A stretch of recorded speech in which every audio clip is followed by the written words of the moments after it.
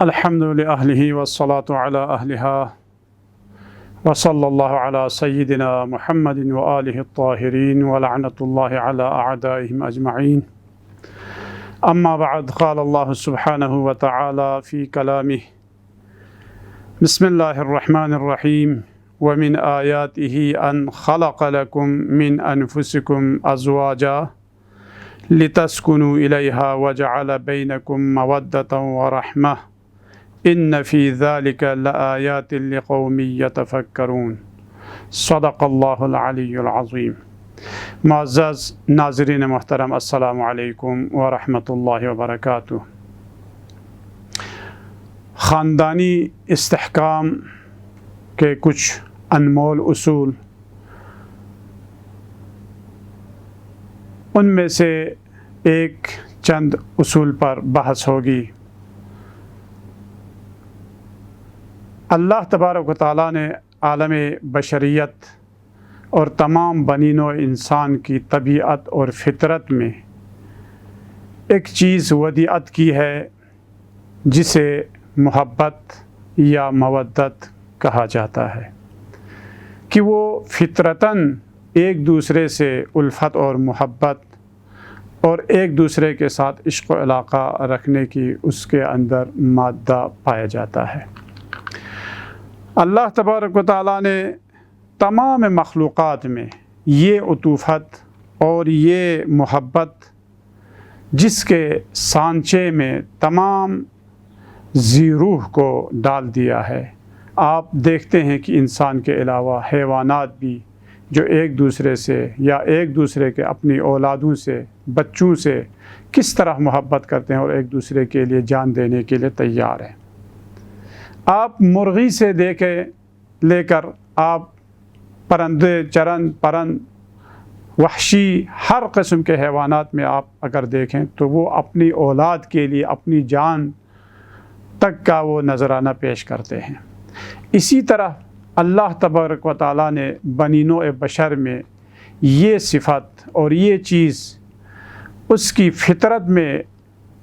ڈال دی ہے کہ وہ ایک دوسرے سے محبت کرے. چنانچہ ایک شخص نے رسول خدا صلی اللہ علیہ وآلہ وسلم سے عرض کیا: یا رسول اللہ، میری سمجھ میں نہیں آتا کہ کیوں کر انسان جب ایک دوسرے سے ازدواج اور ایک دوسرے کے ساتھ ازدواج میں جب وہ رشتہ ازدواج میں جب وہ منسلک ہو جاتے ہیں تو وہ ایک دوسرے کے لیے اتنی محبت ان کے دل میں پیدا ہوتے ہیں کہ اس کا مجھے احساس نہیں اور اس کا مجھے اندازہ نہیں. تو آپ نے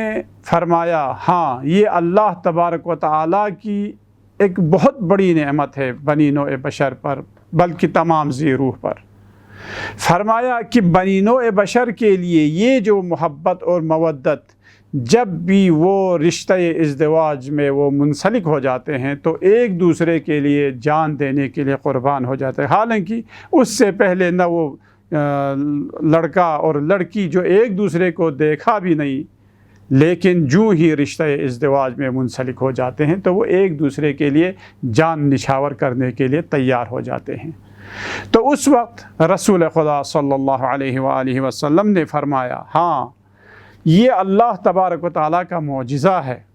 اسی کو خداوند متعال اپنا اعجاز، اپنا معجزہ بتا کر یہ فرما رہا ہے: وَمِنْ آیَاتِهِ، یہ خدا تبارک و تعالیٰ کی خاص نشانیوں میں سے ہے. کہ اس کی خاص نشانیوں میں سے کیا ہے؟ أَنْ خَلَقَ لَكُم مِّنْ أَنفُسِكُمْ أَزْوَاجًا، تم میں سے تمہارے لیے ازواج اور تمہارے لیے زوجہ تمہارے لیے خلق کیا. لِتَسْكُنُوا إِلَيْهِ، تاکہ لِتَسْكُنُوا إِلَيْهَا، اس کی طرف دیکھ کر، اس کو ساتھ لے کر تمہارے لیے سکون حاصل ہو جائے. وَجَعَلَ بَيْنَكُمْ مَوَدَّةً وَرَحْمَةً، اور ان تم دونوں کے درمیان اللہ تبارک و تعالیٰ نے وہ محبت اور مودت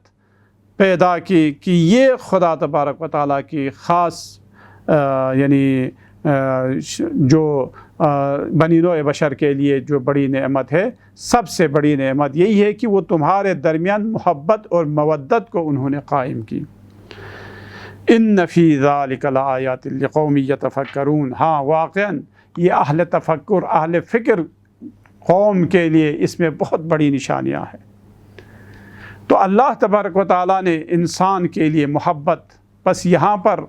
جو خاندانی تشکیل کے لیے جو انمول اصول ہے ان میں سے ایک اصل محبت اور مودت ہے۔ محبت اور مودت میں ایک جو فرق ہے وہ یہ ہے کہ محبت حالت قلبی ہے اور مودت جو ہے حالت قلبی کے علاوہ عملی طور پر بھی وہ اس کی محبت کا عملی طور پر بھی وہ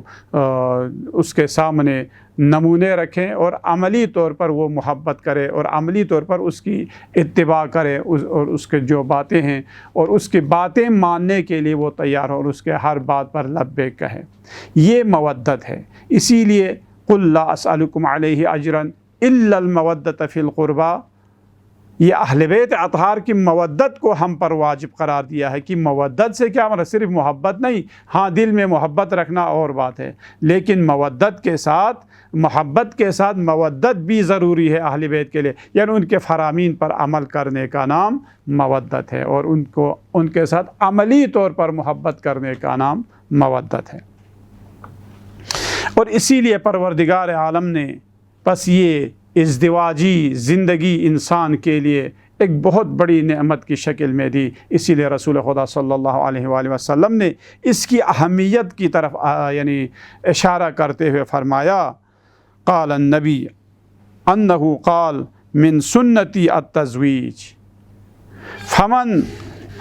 رغب عن سنتی فلیس منی، بس یہ تزویج، یہ ازدواجی زندگی یہ میری طرف سے، اور اگر جو شخص مجھ سے محبت کرتا ہے وہ بھی ازدواجی زندگی میں منسلک ہو جائے، اور جو ازدواجی زندگی میں منسلک نہیں ہونا چاہتا ہے وہ مجھ میں سے نہیں ہے۔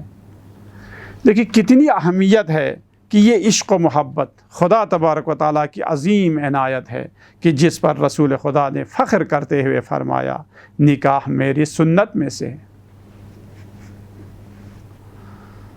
جو بھی اس سنت سے روگردانی کرے وہ مجھ میں سے نہیں ہے۔ قرآن مجید نے بھی اسی کام کی طرف شوق دلاتے ہوئے فرمایا کہ یہ ازدواجی زندگی کے لیے وَأَنكِحُوا الْأَيَامَ مِنكُمْ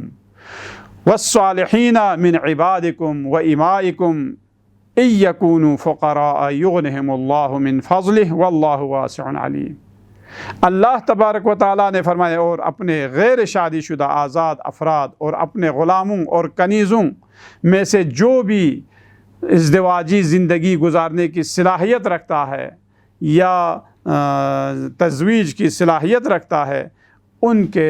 درمیان میں نکاح قائم کرو اور نکاح کا اہتمام کرو، اور اگر وہ فقیر بھی ہو تو اللہ تبارک و تعالیٰ اپنی رحمت اور اپنی نعمتوں سے اور اپنے فضل و کرم سے ان کو غنی بنا دے گا۔ اور اسی لیے فرمایا کہ اس خاندانی تشکیل کو مستحکم کرنے کے لیے اور اس کے استحکام کے لیے محبت کے علاوہ ایک چیز خاندان میں مرد کی ان کا احساس ذمہ داری ہے کہ اللہ تبارک و تعالیٰ نے انسان کو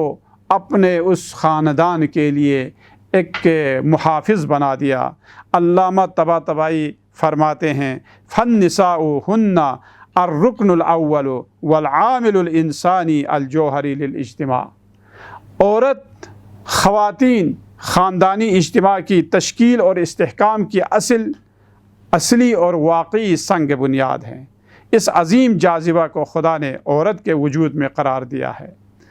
اور اسے آرام و سکون کا باعث قرار دیا ہے، اور اس اصلی رکن کی حفاظت اور نگہدانی کو مردوں کے ذمے قرار دیا ہے، کیونکہ خدا نے مرد میں جو توانائی اور قدرت پیدا کی ہے جس کے ذریعے وہ اپنی خاندان اور اپنی زوجات اور اپنی اولاد کی وہ حفاظت کر سکتا ہے۔ قرآن مجید کہہ رہا ہے، الرجال قوامون علی النساء بما فضل اللہ بعضهم على بعض وبما انفقوا من اموالهم فالصالحات قانتات حافظات للغیب بما حفظ اللہ، مرد عورتوں کے حاکم اور محافظ ہیں،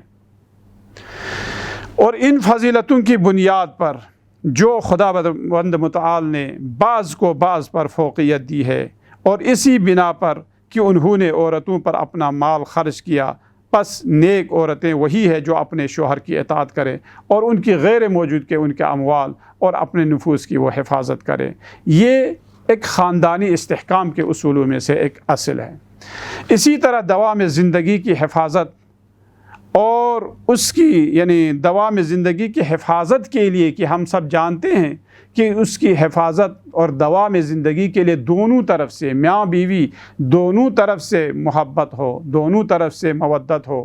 ایک طرف سے صرف ایک ہاتھ سے صرف تالی نہیں بجتی، اس لیے فرماتے ہیں کہ دونوں طرف سے یہ محبت کا اظہار ہو۔ خاندانی استحکام کے لیے بہت سارے عوامل ہیں، اس میں سے صرف ایک ہی عامل کو میں نے آپ کے سامنے پیش کیا، وہی محبت ہے، ورنہ اس کے لیے بہت سارے عوامل موجود ہیں۔ مہربانی جو ہے خاندانی استحکام کے لیے، اور ایک دوسرے کے ساتھ مہربان ہونا، ایک دوسرے کے ساتھ اچھا سلوک کرنا اور ایک دوسرے کے ساتھ اچھے برتاؤ کرنا، غم و غصے کے دوران ایک دوسرے کو بخشش کرنا اور ایک دوسرے کے لیے عفو و درگزر کرنا، یہ تمام ایسی چیزیں ہیں جو خاندانی استحکام کے لیے ضروری ہے۔ پس مشکلات کے وقت صبر و استقامت کا مظاہرہ کرتے ہوئے قناعت اور سادگی سے زندگی گزارنے کو ترجیح دیتے ہوں، ایک دوسرے کے حقوق کی رعایت کرتے ہوں، اس وقت انسان کی ازدواجی زندگی مستحکم ہو سکتی ہے۔ یہ وہ عوامل ہے جو ایک اچھے خاندان کے لیے بہت ضروری ہے۔ اسی لیے از محبت مار موری می شود، وز محبت دو حوری می شود، از محبت تلخا شیرین شود، وز محبت خارہا گل می شود۔ اس شعر کا مفہوم یہ ہے کہ محبت کے ذریعے زہریلا سانپ بھی چونٹی کی طرح بن جاتی ہے، اور اسی طرح جنات کو حوروں میں تبدیل کر سکتے ہیں۔ اسی طرح محبت ہی کے ذریعے تلخیوں کو میٹھاس میں اور کانٹوں کو پھول میں تبدیل کر سکتے ہیں۔ یہ وہ عامل ہے، محبت وہ عامل ہے جس کے ذریعے